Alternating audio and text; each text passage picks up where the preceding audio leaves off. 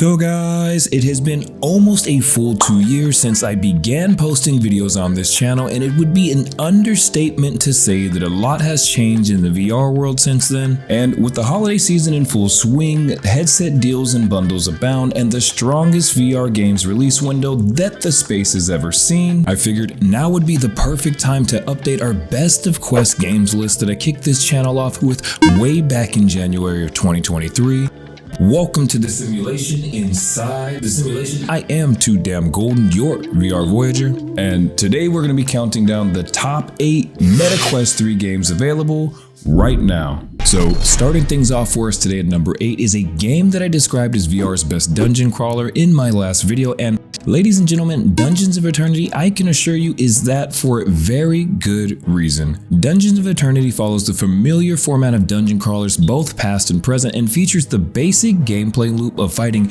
enemies for loot drops and sees parties of up to 4 jumping into one of 3 different excursions, with a dungeon raid mode that sees gamers traversing to retrieve and reboot a drone that has been lost whilst fighting off enemies, a soul harvest mode that is essentially a survival / horde type of mode, and of course the most unique dungeon type, a crystal hunt, which has players in a pyramid hunting for 3 different crystals that trigger a pyramid in the middle of the dungeon and provides you with those much needed perk points upon completion. Dungeons of Eternity boasts a solid perk system and allows for multiple different playstyles to be viable throughout your adventures, as well as some decent customization options for your avatar, which of course is always a nice touch. And while this isn't the best looking game in VR by any stretch of the imagination, Dungeons of Eternity is very nicely polished and takes full advantage of the Quest 3's upgraded hardware, adding to the immersive quality of the game. The main appeal of this one is the sharp and polished combat, thanks to a very nice and solid combat physics engine being present throughout the entire experience, which is one of the things to me that separates Dungeons of Eternity amongst the sea of wannabe Diablo VR dungeon crawlers, as the combat in Dungeons of Eternity is genuinely fun with very good AI as well, with this being one of the most difficult games I've played as a solo player in the genre, so a big thank you to Othergate for that. Now, if I do have to criticize one thing about this one, it's the lack of any type of storytelling to hook the player into the world, as I feel this would really take Dungeons of Eternity to that next level and push it into the upper echelons of VR gaming. But all in all, this is still a top tier Quest 3 experience and is well deserving of its place at number 8 on today's countdown. So if nothing else, our number 7 game today, Red Matter 2, should serve as a great measuring stick on just how far the Quest headsets have come in terms of actually having good games to play, as Red Matter 2 and our next entry are the only 2 games featured on the original Best of Quest video to make it onto today's countdown, and at much lower places than the previous video. But with that being said, Red Matter 2 is unequivocally the best looking game available for the Quest 3 and perhaps VR in general, as Red Matter 2 has you playing as Volgravian agent Sasha Riss, who continues on her journey following the events of Red Matter directly after her escape from an Atlantic Union prison base. And truthfully, they don't do a very good job of fleshing out Sasha's character in this title. This is more than made up for with the narrative and the surrounding events, as Red Matter 2 plays out amazingly. And not only are the visuals top notch with this one, but the accompanying sound effects and underlying musical score are very high quality and do a nice job of enhancing the overall immersion within this experience. And the addition of gunplay to Red Matter 2 is a nice touch as well, as while not being the core of the game, it does serve to break up some of the puzzle solving and explorative elements of this one. But as I stated in my latest video, the real appeal with Red Matter 2 is most definitely the amazing visual performance that Vertical Robot provided in conjunction with the pretty damn interesting series of events that unfolds as the gamer progresses, and Red Matter 2 is firmly cemented at number 7 on today's countdown. So in at number 6 is probably the second most known Quest title, behind the abomination that is, of course, Beat Saber,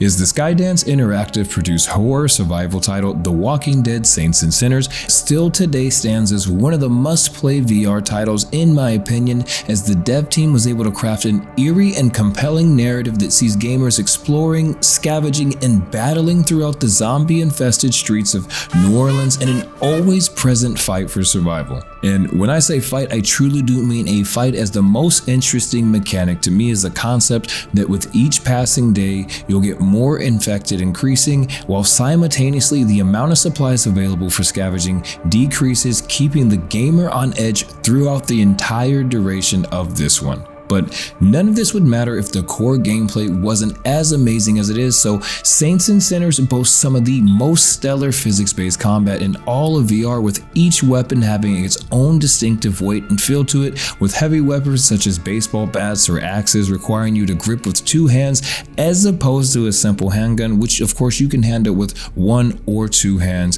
depending on your preference. Story-wise, the tale of You, the Taurus is a nicely composed and well-paced, and unlike many early VR games, it is one that does truly do feel fleshed out and written with thought, as the major narrative surrounding VR gaming at the time that this one was released was simply that most of the games available were simply tech demos or rail shooters. So a big thank you and shout out to Skydance Interactive for pushing the medium ever the more forward. And it is this narrative combined with the amazing atmosphere and strong combat that had the Walking Dead Saints and Sinners locked in as the 6th best game available for the MetaQuest 3. So our game in at number 5 today is the sequel to VR's first true RPG game, Asgard's Wrath, and the major curiosity surrounding Asgard's Wrath 2 during its release was the decision to make this one a standalone exclusive, shifting gears completely from its predecessor, which of course was a PC VR exclusive. But to say that the scale and grandiosity of Asgard's Wrath 2 blows the first out of the water would be a complete understatement, and while visually speaking, going from PC VR to Quest 2s and 3s, there was always going to be a dip in overall quality, right? That was to be expected, but the team over at Sanzaro Games ultimately produced one of the prettier Quest games with a lot of moving parts and, of course, all those RPG elements that the gaming community has come to love. Asgard's Wrath 2 sees gamers on the hunt for the deceptive trickster god Loki throughout the ancient Egyptian desert, who, after escaping imprisonment in a false tavern of Loki's creation, finds themselves thrust into the role of a cosmic guardian who, with the fate of the universe resting on your shoulders, as players will assume the role of 5 different mortal heroes, all with their own distinctive playstyles and abilities. Combat in this one feels great, and it's a nice balance of more of an arcade style of fighting with solid physics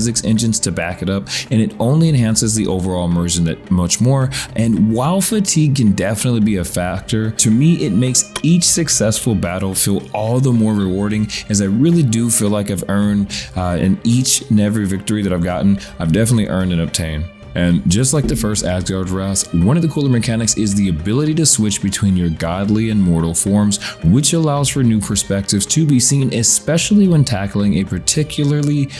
difficult puzzle, as both forms aid each other in attaining their respective goals, working in tandem throughout the entire journey. But guys, this is an elite RPG title, and if you guys want to learn a little bit more about this one, I'll drop the link to my review down below in the description, as Asgard's Wrath 2 is the fruition of the largest VR dev team to date and is absolutely fire.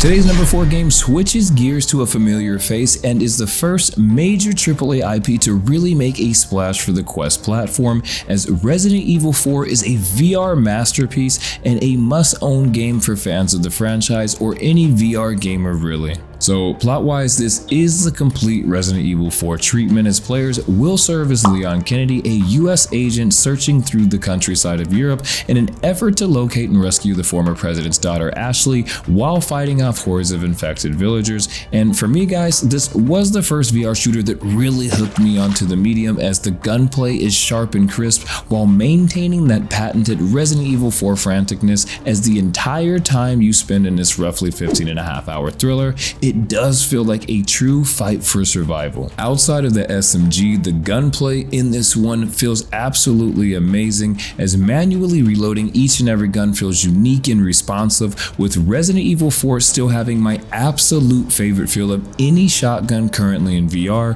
with the weightiness and handling feeling extremely responsive and fluid. For those of you who have your VR legs, just a quick note, toggling full motion also does allow for you to toggle dual wielding. So for all of the John wannabes out there, eat your collective hearts out. I would be remiss if I didn't mention a couple of flaws with this one, such as the occasionally awkward QTE sequence, or of course the terrible cutscenes used when jumping through windows, but truthfully, these are minor flaws for an otherwise fantastic VR experience, and honestly, there isn't much for me to say other than it's Resident Evil in VR, and it's fucking amazing. So play this damn game if you haven't already done so for whatever reason, and you will not be disappointed. At number 3 is Metro Awakening, a direct prequel to the original Metro 2023 set 5 years prior, where players assume the role of Dr. Sadar, who was on a mission throughout the tunnels and supernatural threats of the Moscow metro system to find his missing wife. And visually speaking, Metro Awakening is very sharp and chock full of detail, especially with regards to the tunnels themselves. It is very apparent that Vertigo Games, once again shout out to another veteran developer, has spent a great deal of time making this title as immersive and true to the franchise's previous entries as possible. The gunplay in this one is both immersive and remarkably satisfying in my opinion, representing some of the most intense FPS sequences available for VR, and the biggest surprise to me is the enemy AI being polished as good as it is, and it does offer a substantial challenge, particularly in the game's 2 hardest modes. Metro Awakening really assumes the role of a true survival title, as there were more than a few times where I found myself very low on ammo, having to melee a series of armed enemies due to my lack of ammo preservation, so be careful with things like that. But guys, the highlight of Metro Awakening is the wonderfully crafted storyline, complemented by some absolutely top-notch voice acting, chock full of emotion and vibrancy that brings this dark and gloomy chaos-filled world to life, as at the core of this action shooter title is a depressing story of pain, loss, mental health struggles, and a man tirelessly searching for his missing wife. And honestly guys, Metro Awakening is some of the most fun that I've had in VR, particularly when we're talking about the first-person shooter genre. And this is something that I would definitely consider one of the better offerings available, regardless of what VR platform you choose, and elite for the Quest 3, as the narrative, gunplay, and deep connection invoked throughout have this game planted firmly at number 3 on today's countdown. At number 2 today is the game that has probably been the biggest driving force in the world of VR lately, as Batman Arkham Shadow has had so many eggs thrown in its basket by Meta that it is currently being bundled with each and every Quest 3 and 3S, and for new MetaQuest owners, thank God they do, as Arkham Shadow has done an absolutely outstanding job of encapsulating that true Batman feel, as it feels very much in the vein of an Arkham Origins or an Arkham Asylum in terms of the actual vibe, with gamers being able to pretty much do any and everything that players could do in the flat entries into the series. Whether you're gliding from fixture to better position yourself around a group of enemies, using various wing tech gadgets to distract, disarm, or stun your foes, or simply gliding around using that signature black cape, this is very much an authentic Batman experience. With the combat being some of the sharpest hand-to-hand combat that VR has to offer at the moment, with gamers throwing a variety of different punches in an effort to complete combos, a process that is much more seamless than it may appear at first glance, with combo prompts appearing on screen indicating punch locations or evade indicators, with a variety of nice moves to master, and this is a nice and varied combat loop that changes things up enough to prevent that feeling of repetitiveness. I can confidently say that Batman Arkham Shadow is among the cream of the crop with regards to VR titles, and whether you are a fan of Batman or not, this is a very impressive masterclass on how to not only stay faithful to the source material, which in this case would be the Arkham series of games, but enhance and elevate the franchise to even greater heights. And following a massive quality of life update recently dropping and further polishing this title, this very would could be one of the top 5 VR titles to play, platform notwithstanding. Alright guys, the number 1 game currently available for Quest 3 headsets may come as a massive surprise for those of you who may not entirely be in the loop, but Vendetta Forever is a masterclass in producing a game that at its core is just, well, fun.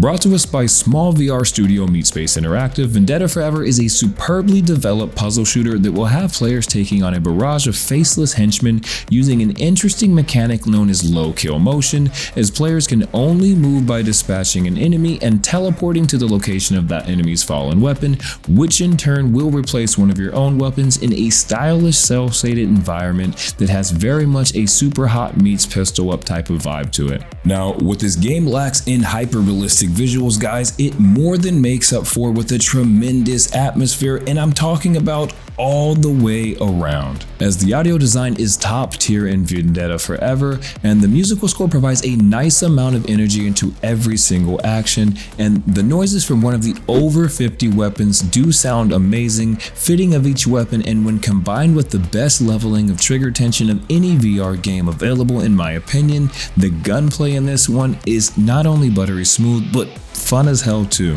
The shoot to kill and kill to move mentality is omnipresent throughout Vendetta Forever, as it is clear that the developers wanted this to be a fast-paced excursion for gamers, and this is certainly one of those easy to learn, difficult to master games, as you will be constantly shooting, teleporting, and dodging enemy gunfire all throughout this one. And for all of my speedrunning fans out there, speedruns are heavily promoted, as truthfully, even for the worst players out there like myself, each level is just a bite-sized minute or so piece, with the reward being the ability to improve upon your times. So naturally there is a ton of jostling to be had for that world's fastest time. The puzzle elements to each and every level are done beautifully, as you need to plan your moves carefully and accordingly to ensure that there is an available weapon with ammo moving forward, because without one present, movement is impossible and all is lost. The all is lost moment! Guys, Vendetta Forever is a fun, fresh, and nicely optimized adventure that really does focus on what the most important element to any single game is.